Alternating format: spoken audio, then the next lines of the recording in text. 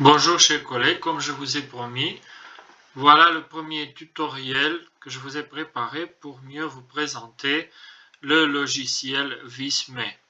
Alors après s'être connecté sur le site, on se connecte à l'aide de notre compte Google. En général, c'est la meilleure méthode que je vous recommande. Il y a ce tableau où vous pouvez retrouver les présentations que vous avez déjà faites. Vous pouvez importer une présentation de PowerPoint que vous avez réalisée, ou bien vous pouvez créer une toute nouvelle présentation à l'aide de ce superbe logiciel que je vous recommande, comme j'ai dit, chaleureusement. Malgré le fait que c'est une version gratuite qui a des limitations, qui comporte des limitations. Par exemple, vous pouvez voir ici que cela vous limite à 5 projets, mais vous pouvez effacer les projets que vous n'utilisez plus. Et alors, vous pouvez les importer, les projets que vous avez déjà conclus sur votre ordinateur, ou bien vous pouvez, si vous considérez nécessaire, vous pouvez acheter une version qui soit appropriée à vos besoins. Alors, voilà, pour une nouvelle présentation, vous avez le bouton de création ici. On peut choisir parmi des présentations, des infographiques, des documents, des tableaux d'analyse, des, des documents préparés pour les imprimer, par exemple des affiches, des, des réclames ou des publicités sur le web, des documents destinés à la publication sur les réseaux sociaux, des gifs animés ou même des vidéos et encore des choses, mais il y en a qui sont destinés au gratuit, mais il y en a qui font partie de la version payante. Mais maintenant, pour aujourd'hui, je me suis proposé de vous montrer comment les présentations fonctionnent et je le ferai tout de suite. Alors, à la une, vous avez la possibilité de choisir parmi plusieurs versions. Par exemple, vous pouvez réaliser une présentation moderne, une présentation simple, une présentation créative, euh, et ainsi de suite. Il y a une base de données très généreuse et qui est créée pour vous inspirer dans vos futures démarches, dans vos futures créations. Voilà, on a le bouton d'édition ici.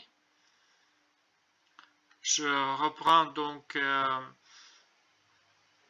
voilà cette version créative, disons, de la présentation.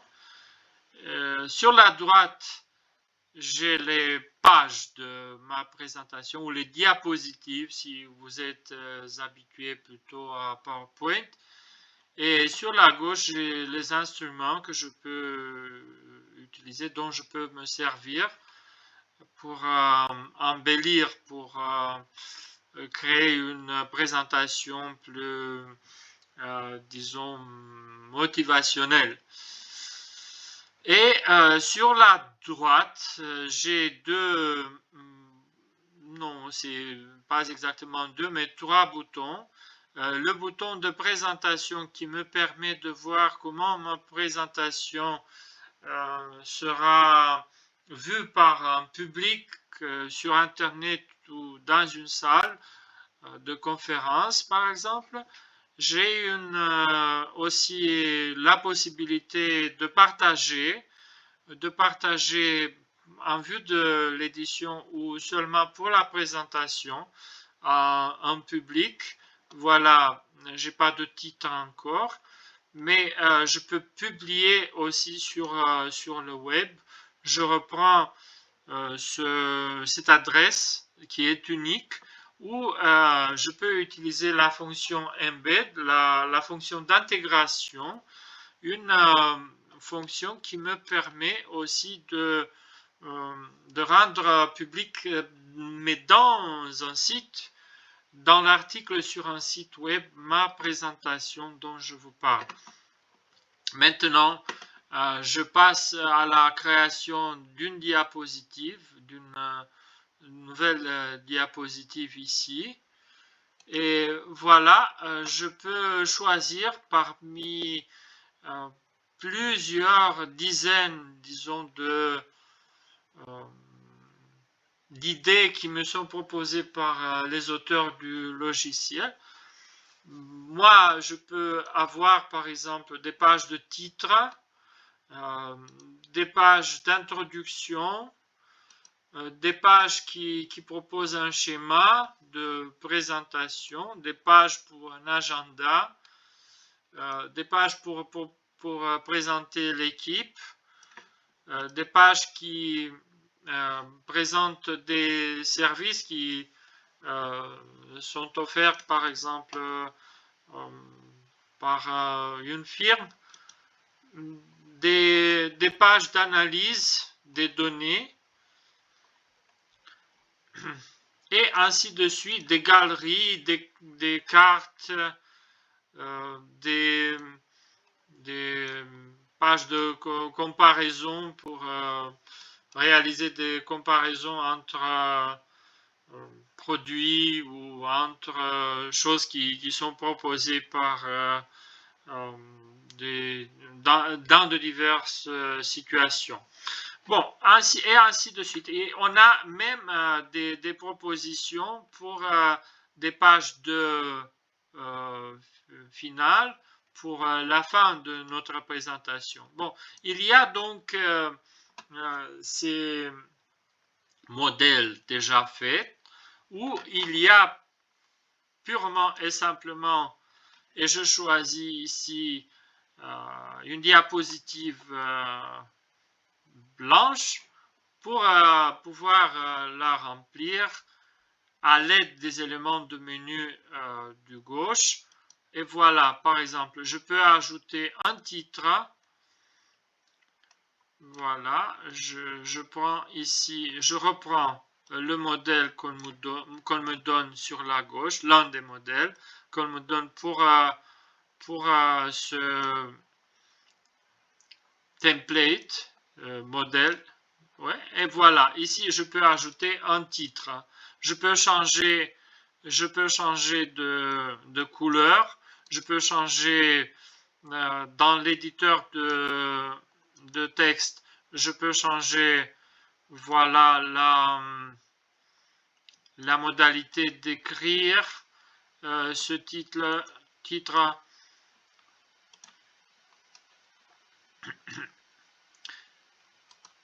Et ainsi de suite, je peux, comme je vous ai dit, je peux changer de couleur et de caractéristiques de ce titre.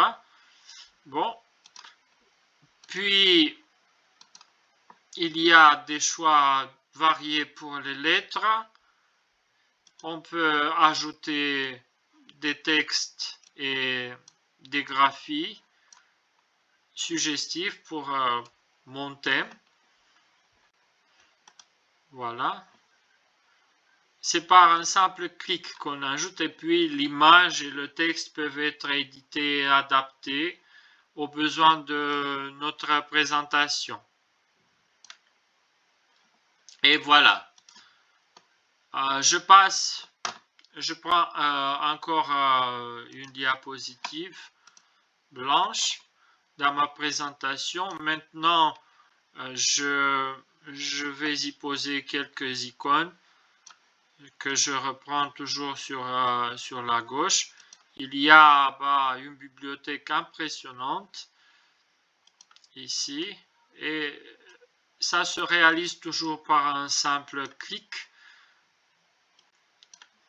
dont on se sert pour ajouter, puis on adapte l'image aux besoins. On peut par exemple, ici, on peut la renverser, on peut l'augmenter, la diminuer, et ainsi de suite. Donc, on a une bibliothèque, voilà, absolument impressionnante. Des éléments 5, par exemple, ici, c'est 154 éléments décoratifs pour l'éducation, pour le domaine de l'éducation qui nous intéresse. Voilà les éléments marqués avec l'inscription premium, ça veut dire que ces éléments sont destinés à la version payante. Alors, vous ne pouvez reprendre pour votre présentation que les éléments libres de droit, comme ça. Mais n'ayez pas peur, il y en a bien des éléments qui ne sont pas qui ne font pas partie de la version payante. Bon, on a aussi une bibliothèque libre de photos. Et voilà, je reprends cette image pour la positionner ici. Puis, pour les données, pour l'interprétation des données, encore des tableaux et des analyses que je peux faire. Ici, voilà, j'ai repris cette image qui nous rappelle d'un Excel. Et là, je peux éditer les données. Et il y aura une interprétation visuelle de ce que j'introduis. Et puis,